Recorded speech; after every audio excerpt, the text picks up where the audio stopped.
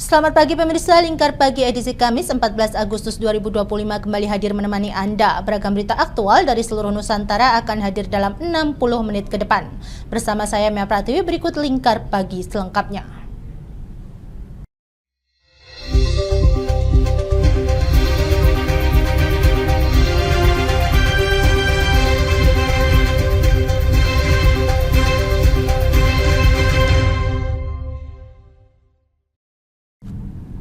Mengawali berita pertama pemirsa, konflik antara pedagang kaki lima dan Satpol PP mewarnai gelaran Kendal Open Fair 2025 di Stadion Utama Kendal.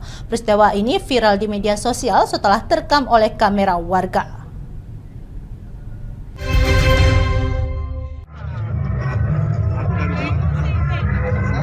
Video amatir memperlihatkan adu mulut sengit antara pedagang kaki lima dan petugas Satpol PP Kendal. Insiden terjadi saat penertiban lapak yang diduga berdiri tanpa izin dan tanpa membayar sewa.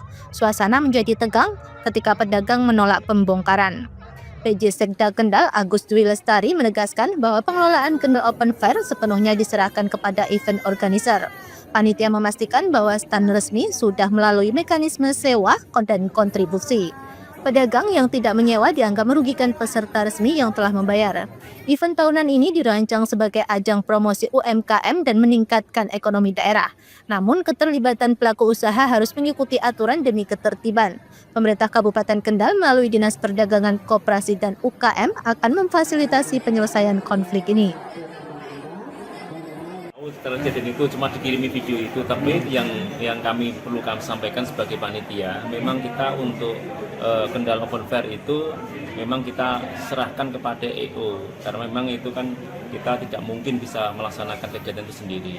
Sedangkan anggaran yang kita sediakan untuk membackup itu ada Dinas Perdagangan Koperasi dan UMKM untuk penyelenggaraan itu. Sedangkan memang kalau itu untuk UMKM itu EO yang yang menghandle. Tentunya dari UMKM harapannya memang bisa terlibat, tetapi juga bisa diatur karena memang kontribusi dan sebagainya itu kan juga terkait dengan pengaturan ketertiban. Kasihan yang sudah sewa stand, sudah sewa dan bayar, ternyata ada pedagang masuk tanpa nyewa, tanpa kontribusi dan tidak diatur. Itu saya. Itu masalahnya selesai atau gimana?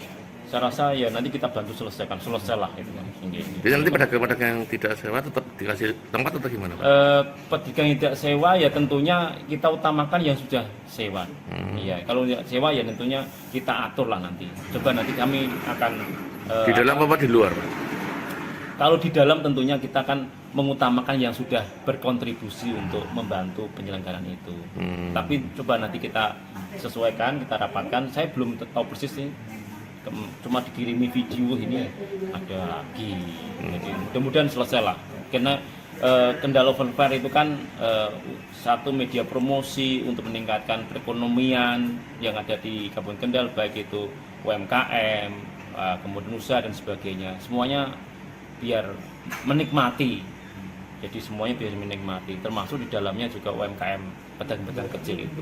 Tetapi harapannya juga ikut tentuan, ikut pengaturan biar semuanya dapat semuanya. Meski insiden ini sempat mengganggu suasana, panitia memastikan Kendal Open Fair 2025 tetap berlangsung sesuai jadwal. Masyarakat dihimbau untuk menikmati event dengan tertib, menghormati aturan dan mendukung kelancaran promosi produk lokal. Kendal Open Fair diharapkan menjadi ruang ekonomi inklusif bagi UMKM. Namun penegakan aturan tetap menjadi kunci agar semua pihak mendapatkan kesempatan yang adil. Dari Kendal, Jawa Tengah, Wahyudi, Lingkar TV melaporkan. Pemirsa, setelah didesak warga dengan mengerahkan 5.000 orang dari Desa Kebon Harjo, Kecamatan Patebon dengan doa bersama digelar di sekitar tanggul, akhirnya tanggul Kali Bodri yang jebol pada awal bulan Januari 2025 kini mulai diperbaiki.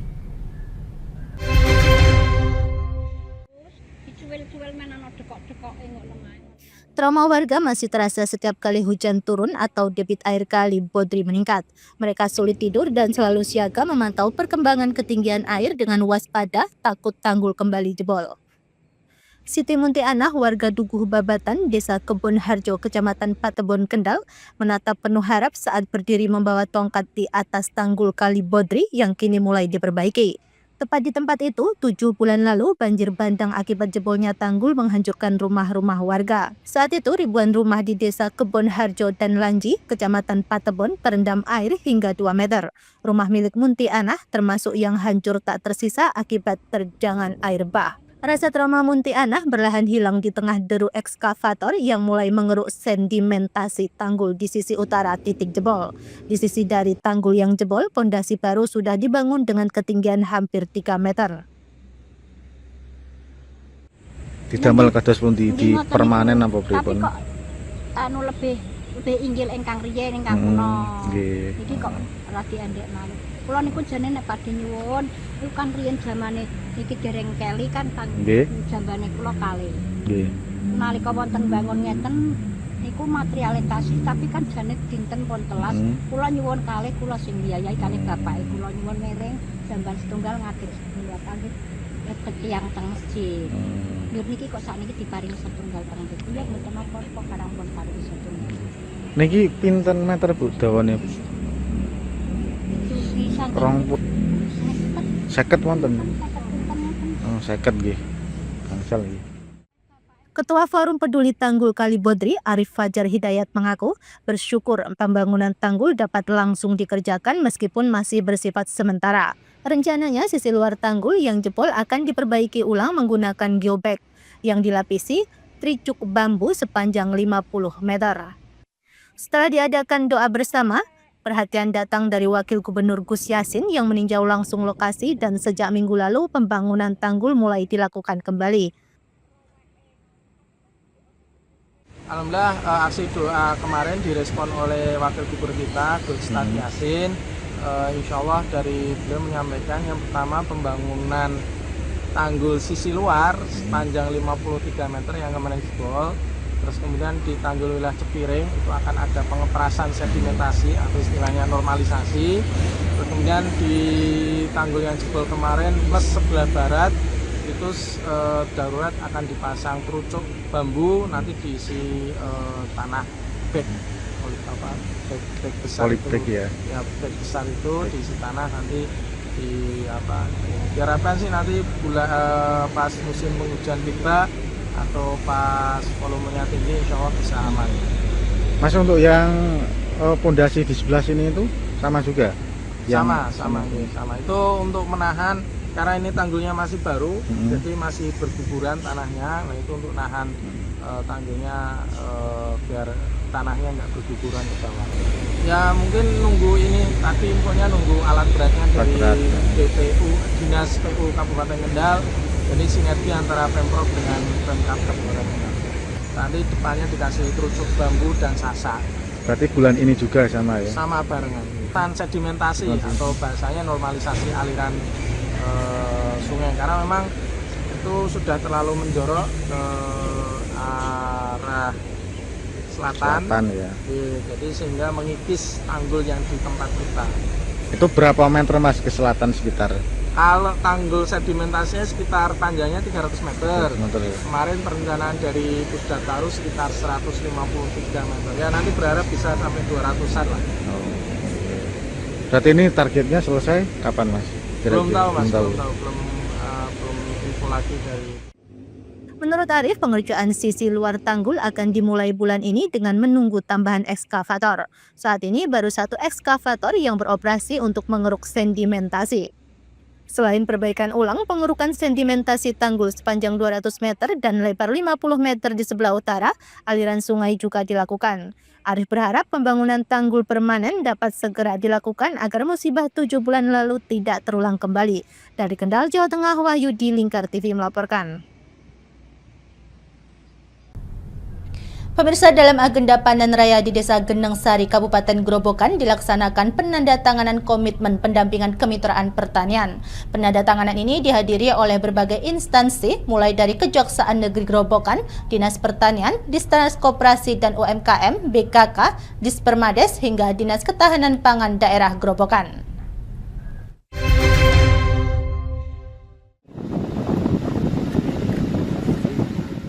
Kegiatan dimulai dengan panen raya jagung di area persawahan Desa Geneng Sari, lalu dilanjutkan dengan penandatanganan komitmen serta penyerahan bantuan kepada para petani.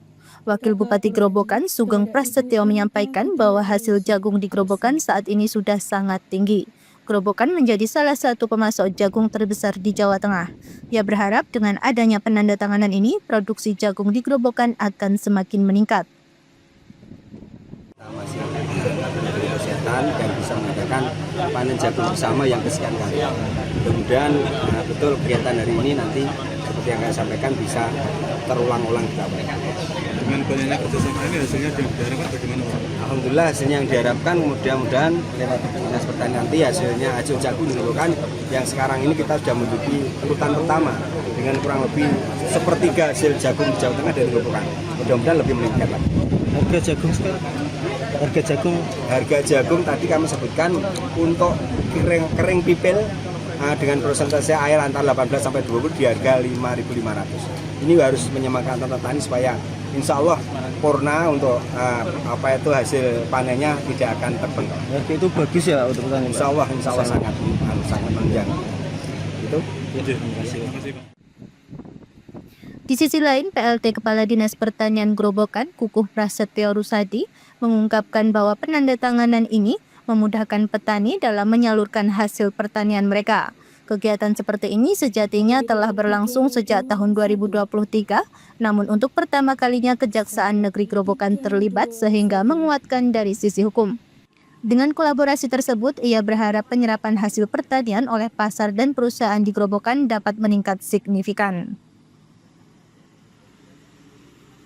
Kita mengadakan panen raya jagung di sini dan adanya nota kesepakatan antara beberapa pihak dan tujuannya agar petani, pemerintah Kabupaten Grobogan dan pelaku industri dapat menerima manfaat dari kegiatan ini.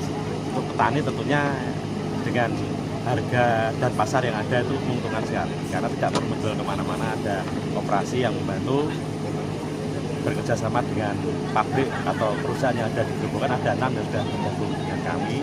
Nanti mengambil bahan jagung dari sini.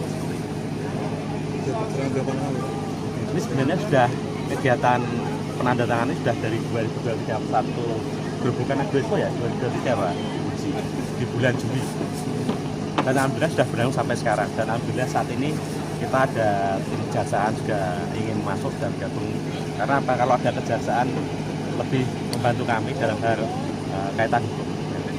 Dan Sampai Bapak sudah berapa banyak? Ya saat ini memang dari produksi jagung rata-rata per tahun di Grobogan adalah 850.000 ton per tahun ya, itu jagung pipil kering saat ini. Dan saat ini perusahaan jagung di Grobogan ada 6 itu masih mengambil sekitar 100 ribuan, 200 ribuan, masih kurang kapasitasnya. Akhirnya kita juga membantu menjual ke wilayah lain. Meningkatkan penyerapan jagung petani? Iya, penyerapan jagung petani. Alhamdulillah penyerapan jagung petani, jadi petani kalau sudah panen jangan dibebankan terkait satu harga, kedua pasar. Nah kita pemerintah hadir di sini. Direktur Utama PT BPR BKK, Anita Fitriani Yusuf, menjelaskan bahwa kerjasama ini akan memperkuat hasil pertanian di Grobogan. PKK berperan sebagai penyongkong permodalan untuk petani, mulai dari tahap penanaman hingga panen.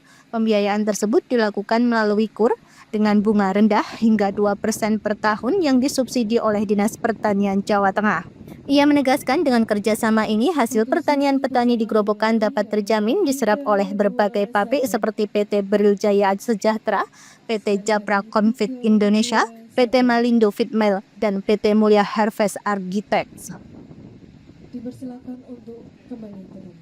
Baik, pada kegiatan hari ini adalah panen jagung raya bersama kita kan membuat sebuah kemitraan jilid 2 bersama dengan Kejaksaan Grobogan, kemudian dengan beberapa dinas terkait yaitu Dinas Pertanian, Dinas Ketahanan Pangan, Dinas Koperasi, kemudian juga Dinas Dispermades dan beberapa dinas. Ya ini juga terkait dengan penandatanganan MOU atau kesepakatan bahwa kita bersinergi melakukan pendampingan dan juga kami BPR BKK Prodadi bisa memberikan permodalan kepada petani. Dan kan kan ini alur kemitraan ini sudah kita buat sebelumnya di sistem kemitraan tahap pertama yang berjalan dengan sukses, dan ini adalah lanjutan dari kemitraan sebelumnya.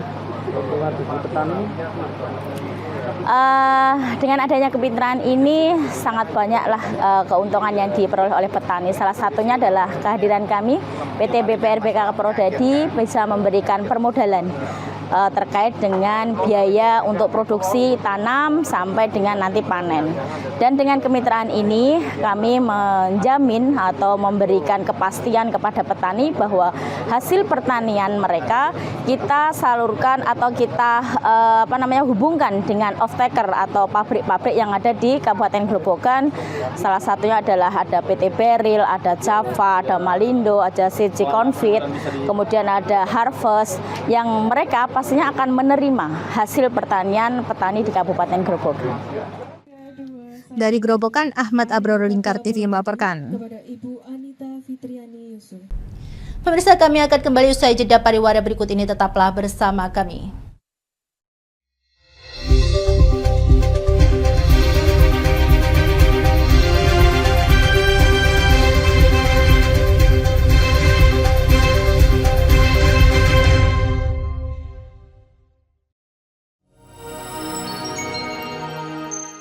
Selain si retinol ini, kalau gitu ngomongin retinol, apa sih dok sebenarnya retinol itu? Bagus nih programnya. Yang saat ini ya kayaknya sudah beberapa tahun yang Wah, boleh banget nih ditonton setiap hari. Meanwhile,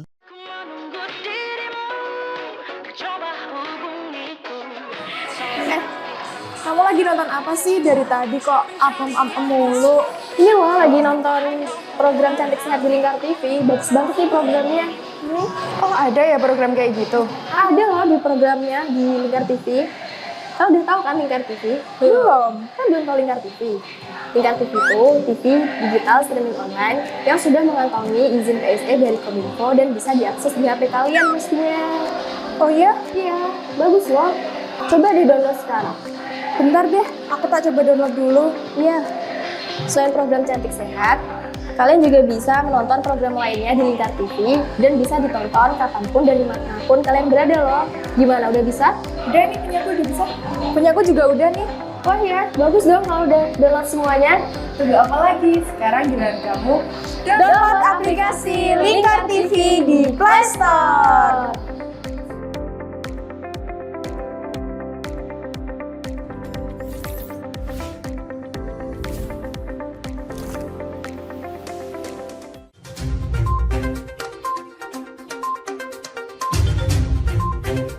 Merangkum semua peristiwa sebagai berita yang penuh fakta.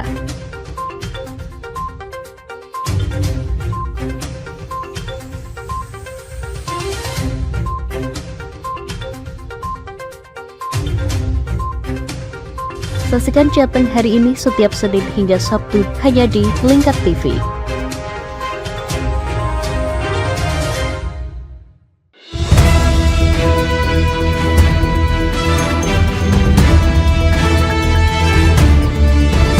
Menemani pagi Anda dengan menyajikan berita nasional dan regional yang dikupas secara akurat dan aktual untuk awali hari.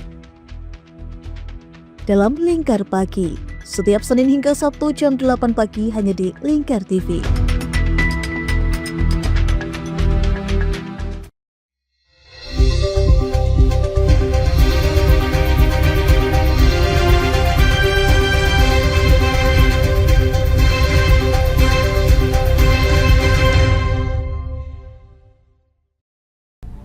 Terima kasih pemirsa, Anda masih bersama kami. Pemirsa, ratusan siswa dan guru di Kecamatan Gemolong, Sragen, Jawa Tengah mengalami gejala keracunan massal setelah mengonsumsi makanan sekolah pada Senin 11 Agustus lalu. Menyikapi kejadian ini, Pemkab Sragen meninjau langsung lokasi dan memutuskan menghentikan sementara distribusi makanan hingga hasil uji laboratorium keluar.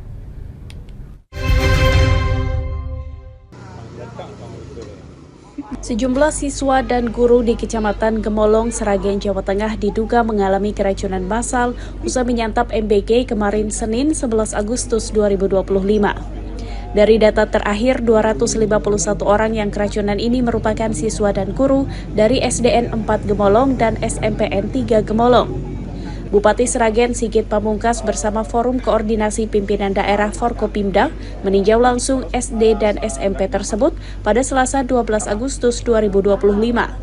Bupati juga mengecek lokasi dapur SPPG Mitra Mandiri, tempat makanan tersebut diproduksi.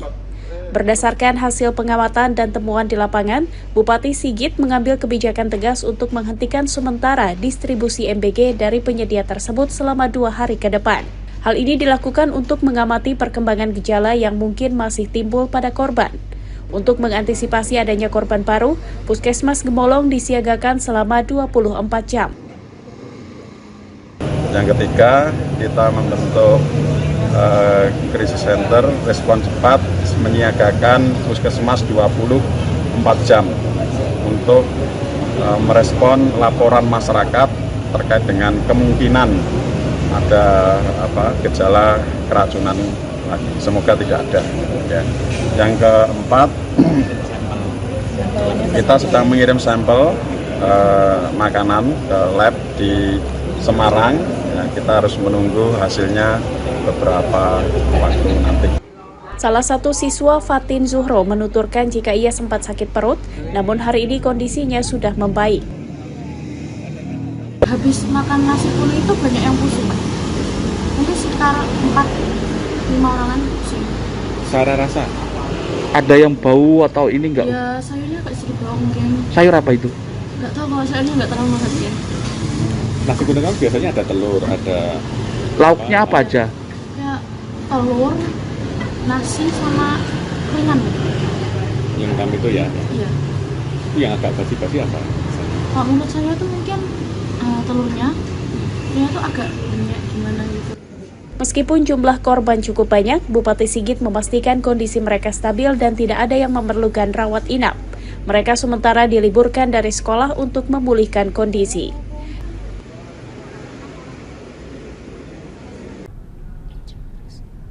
Pemirsa, Wakil Ketua MPR Edi Suparno mengunjungi pembangkit listrik tenaga sampah Putri Cepo di Mojosongo, Jembres, Solo. Dalam kunjungan ini, Edi menyoroti pentingnya regulasi nasional dalam penanganan sampah dan menyatakan perlunya payung hukum yang kuat, termasuk Perpres untuk mendukung pengelolaan sampah secara berkelanjutan di daerah. Wakil Ketua MPR RI Edi Suparno melakukan kunjungan di lokasi pembangkit listrik tenaga sampah atau PLTSA Putri Cempo Mojosongo, Jebres, Solo pada Selasa 12 Agustus. Usai melakukan pertemuan dengan Wali Kota Solo, Respati Ardi, dan pengelola PLTSA Putri Cempo, Edi menjelaskan beberapa pembahasan soal penanganan sampah dan kondisi sampah secara nasional. Ia menyebut salah satu upaya untuk menangani sampah yaitu dengan payung hukum yang saat ini sedang melalui proses revisi.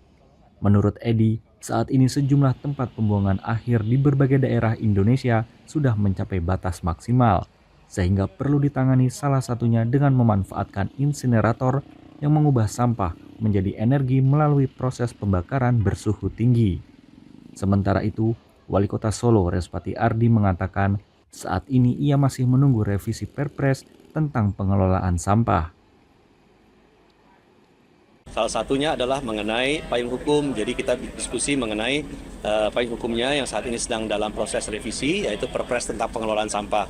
Ya, kami sampaikan bahwa dalam waktu dekat mudah-mudahan revisi Perpres ini akan segera keluar, jadi untuk menata kembali bagaimana proses penanganan sampah yang hari ini sangat akut bisa kita percepat proses penanganannya. Yang penting satu, sampah itu bisa kemudian kita turunkan volumenya. Ya, sampah ini tidak bisa hanya pemerintah kota, tapi butuh bantuan dari pemerintah provinsi, dari kementerian, dan dari semuanya. Nah, harapan saya Perpres itu menjadi solusi.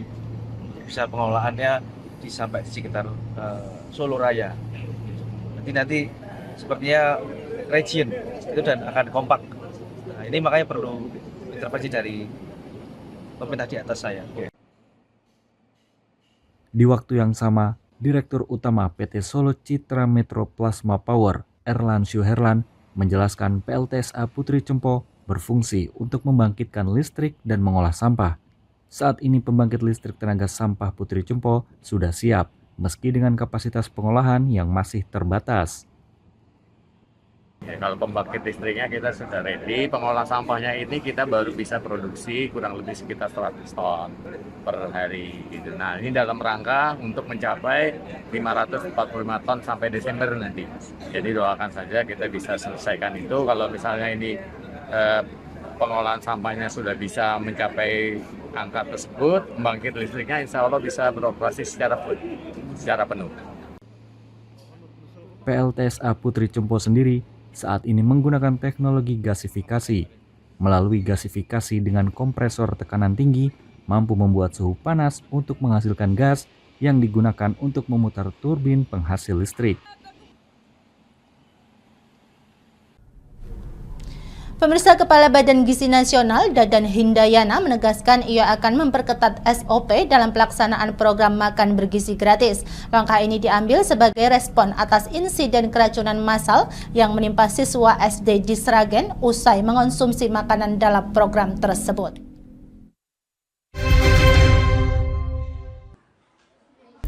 Kepala Badan Gizi Nasional Dadan Hindayana memastikan bahwa pihaknya meningkatkan standar operasional prosedur SOP program makan bergizi gratis. Dadan menyebut peningkatan SOP tersebut dilakukan agar kasus keracunan yang dialami ratusan siswa dan siswi di wilayah Sragen, Jawa Tengah pada hari ini tak terulang kembali. Hal itu disampaikan Dadan dalam konferensi pers usai menghadiri rapat terbatas ratas bersama Presiden Prabowo Subianto di Istana Kepresidenan Jakarta Selasa 12 Agustus. Ya, pokoknya kami berusaha sebaik mungkin agar tidak ada kejadian lagi dan kami tingkatkan SOP-nya termasuk mulai memilih bahan baku yang baik, memendekkan waktu masak, memendekkan waktu penyiapan, memendekkan waktu pengiriman, termasuk juga di dalam pengiriman ke sekolah dan makanan tidak terlalu lama disimpan di sekolah agar waktunya lebih pendek dari 4 jam. Sebanyak 196 murid SD dan SMP menjadi korban keracunan makanan usai mengonsumsi MBG pada Senin 11 Agustus. Gejala mual, diare, dan muntah muncul pada ratusan siswa pada keesokan harinya atau 12 Agustus.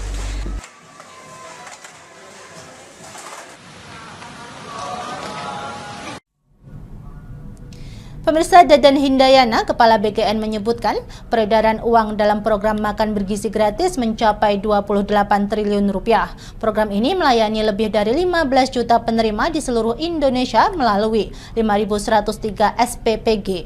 Dana program tidak berasal dari APBN melainkan didukung oleh mitra swasta sebagai bentuk kolaborasi publik swasta.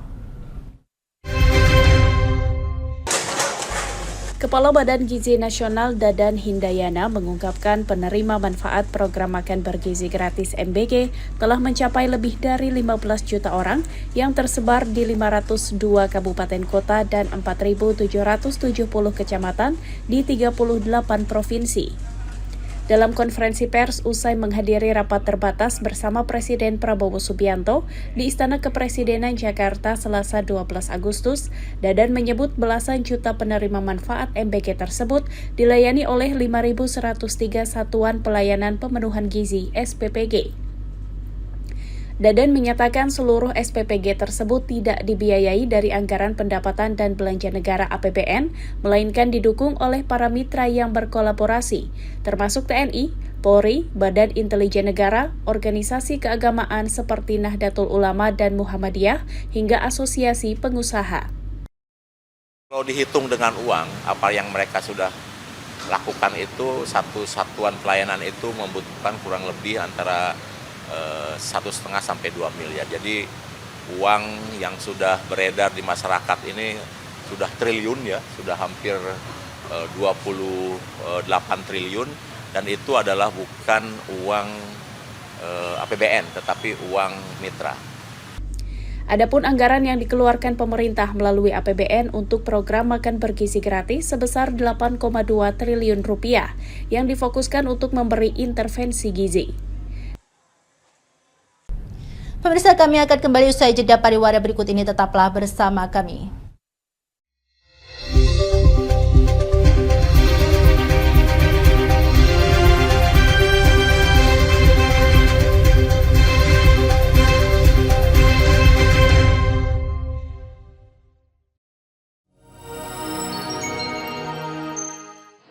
si retinol ini. Coach itu ngomongin retinol apa sih dok sebenarnya retinol itu? Bagus nih programnya. Yang saat ini ya kayaknya sudah beberapa tahun yang Wah, boleh banget nih ditonton setiap hari. Meanwhile,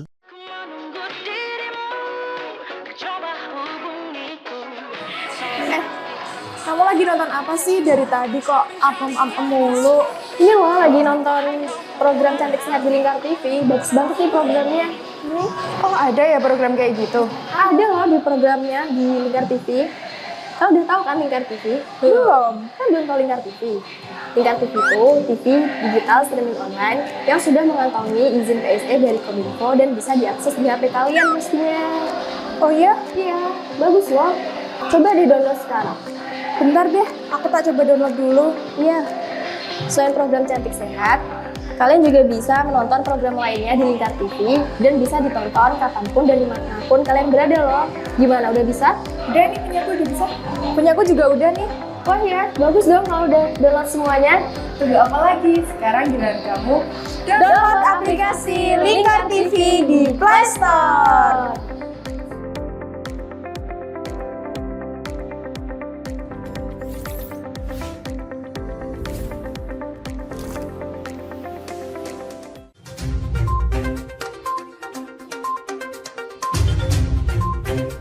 Merangkum semua peristiwa sebagai berita yang penuh fakta.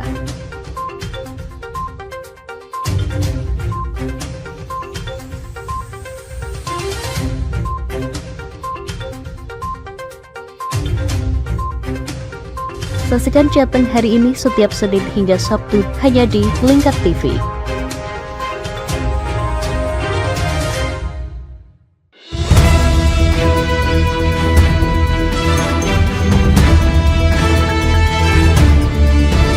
Menemani pagi Anda dengan menyajikan berita nasional dan regional yang dikupas secara akurat dan aktual untuk awali hari. Dalam Lingkar Pagi, setiap Senin hingga Sabtu jam 8 pagi hanya di Lingkar TV.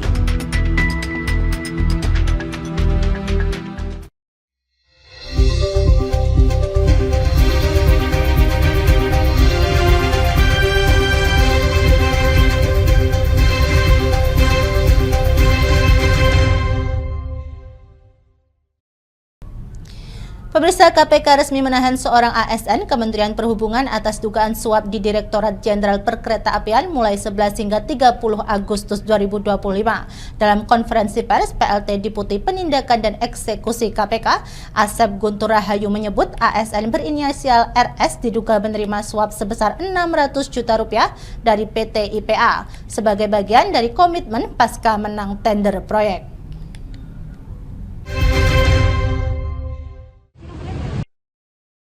Komisi Pemberantasan Korupsi KPK menahan satu orang aparatur sipil negara ASN Kementerian Perhubungan, Risna Sutrianto, RS, terkait kasus dugaan suap di Direktorat Jenderal Perkeretaapian DJKA tahun anggaran 2022-2024.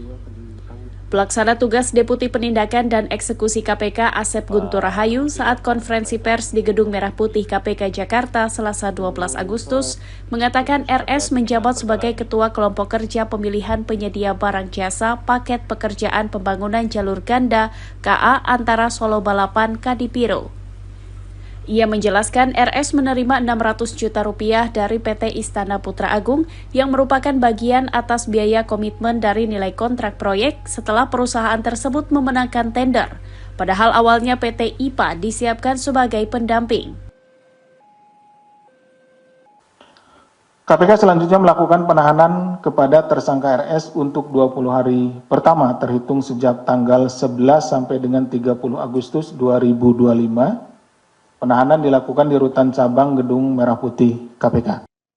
Perkara dugaan suap DJKA terungkap saat KPK melakukan operasi tangkap tangan OTT pada 11 April 2023 di Balai Teknik Perkeretaapian Kelas 1 Wilayah Jawa Bagian Tengah DJKA Kemenhub.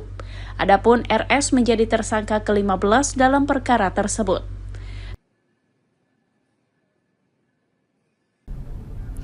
Pemirsa, Wakil Wali Kota Bogor, Zainal Mutakin menyatakan bahwa Pemkot Bogor akan menanggung biaya operasi dan menyediakan guru privat kepada seorang siswi SMP penderita obesitas ekstrim dengan berat badan mencapai 141 kg. Kebijakan ini merupakan tindak lanjut laporan keluarga melalui kanal aduan resmi 2 bulan lalu. Pemerintah Kota Bogor memastikan akan menanggung biaya operasi dan menghadirkan guru privat untuk membantu proses pemulihan kesehatan serta pendidikan seorang siswi SMP di Kota Bogor yang mengalami obesitas. Wakil Wali Kota Bogor, Zainal Mutakin, saat berkunjung ke rumah siswi tersebut pada Selasa 12 Agustus mengatakan, langkah ini merupakan tindak lanjut dari aduan yang disampaikan pihak keluarga melalui nomor resmi Pemkot Bogor sekitar 2 bulan lalu. Siswi berusia 14 tahun berinisial IP, warga Kelurahan Warung Jambu, Kota Bogor, diketahui mengalami obesitas dengan berat badan mencapai 141 kg, disertai riwayat kelainan genetik. Sejak akhir 2023, ia tidak lagi bersekolah akibat mengalami perundungan di lingkungan sekolah. Menurut Zainal, siswi tersebut menjalani terapi Ozempic di Rumah Sakit Cipto Mangunkusumo yang telah menurunkan berat badannya sekitar 7 kg. Jika hasilnya tidak maksimal, operasi akan dilaksanakan dan biayanya ditanggung oleh Dinas Kesehatan Kota Bogor. Terkait dengan kondisi kesehatan, bahwa hari ini setiap minggu sekali ya ada suntikan yang namanya itu Ozempic ya, Ozempic yang dari sebulan ini sudah dilakukan penyuntikan di RSCM dan berturun 7 kilo berat badannya. Nah, alternatif lain ketika harus dioperasi, saya pastikan dengan Bu Kepala Dinas Kesehatan, insya Allah kita cover gratis operasinya di. Zainal menambahkan untuk mendukung pendidikan IP, Dinas Pendidikan akan mencari tenaga pendidik atau komunitas yang siap menjadi donatur untuk memberikan les privat di rumah secara gratis. Ia menekankan pentingnya peran orang tua dalam mengatur pola makan dan aktivitas fisik anak, serta perlu dukungan lingkungan untuk mencegah perundungan. Pemirsa, 5 TPA di Provinsi Kepulauan Bangka Belitung mulai menerapkan sistem pengelolaan sampah baru. Sistem ini meliputi pemilahan sampah dari sumber, peningkatan proses daur ulang, dan penggunaan teknologi ramah lingkungan. Pemerintah daerah berharap inovasi ini dapat menjadi model pengelolaan sampah terpadu di wilayah lain. Kementerian Lingkungan Hidup KLH, Badan Pengendalian Lingkungan Hidup BPLH memberikan arahan terkait pembinaan tempat pembuangan akhir sampah di wilayah Kepulauan Bangka Belitung. Arahan pembinaan TPA tersebut menyusul sanksi administratif penghentian open dumping atau metode pembuangan sampah secara terbuka di lahan tanpa perlakuan khusus atau penutupan di 5 TPA Kabupaten Kota wilayah Bangka Belitung, yakni Kabupaten Bangka, Bangka Tengah, Bangka Barat, Belitung, dan Kota Pangkal Pinang.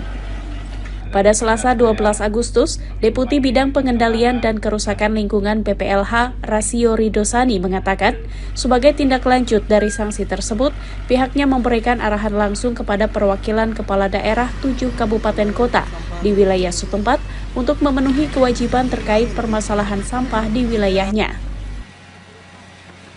Ya, dapat benar-benar mengelola sampah-sampah yang dihasilkan karena menjadi tanggung jawab pemerintah daerah juga. Ya, untuk itu tentu kita harus mulai mendorong upaya-upaya pengurangan sampah ya yang dihasilkan dari rumah-rumah tangga. Kemudian juga kita melakukan pengolahan sampah ya berkaitan dengan kegiatan daur ulang ya, pemanfaatan material-material yang berguna. Dan terakhir juga kita harus mengelola juga sampah-sampah yang ada di TPA. Rasio berharap masyarakat mulai melakukan perbaikan praktik pengelolaan sampah di TPA dengan menerapkan metode pengelolaan sampah yang lebih baik atau sanitary landfill. Mengingat jika tidak segera ditindaklanjuti, permasalahan sampah di TPA dapat menimbulkan kebakaran, pencemaran udara, pencemaran air tanah, hingga bau tidak sedap yang dapat berimbas pada kesehatan masyarakat dan sektor pariwisata di wilayah setempat. Dari Pangkal Pinang, Bangka Belitung, Chandrika Purnama Dewi.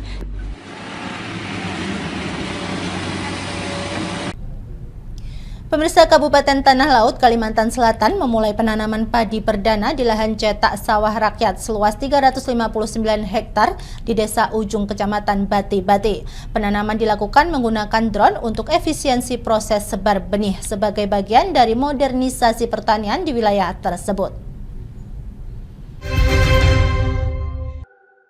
Pemerintah Kabupaten Tanah Laut, Kalimantan Selatan menggelar tanam padi perdana di lahan cetak sawah rakyat CSR seluas 359 hektar di Desa Ujung, Kecamatan Bati-Bati, Tanah Laut, Kalimantan Selatan. Bupati Tanah Laut Rahmat Trianto ditemui pada seremonial yang digelar Selasa 12 Agustus mengatakan pemerintah daerah setempat menggunakan pesawat tanpa awak atau drone bantuan dari pemerintah pusat untuk menyebar benih padi agar lebih mudah dan mempercepat proses penanaman. Nah, hari ini di sini, tepatnya di Kecamatan Bati-Bati ya, di Desa Ujung, kami kali pertama melakukan cetak sawah rakyat. Total cetak sawah rakyat yang dilaksanakan oleh Kementerian Pusat itu lebih kurang 4.200, tapi baru terlaksana sampai hari ini berkontrak itu 3.800. Nah, kita di titik ini ya ada lebih kurang 359 hektar untuk yang baru kami laksanakan penanaman benih menggunakan drone.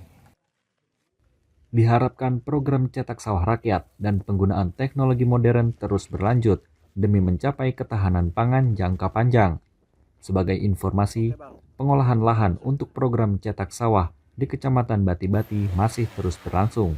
Proses tersebut meliputi pembukaan lahan untuk seluas 2.100 meter persegi, serta pembuatan tanggul sepanjang 4.800 meter persegi.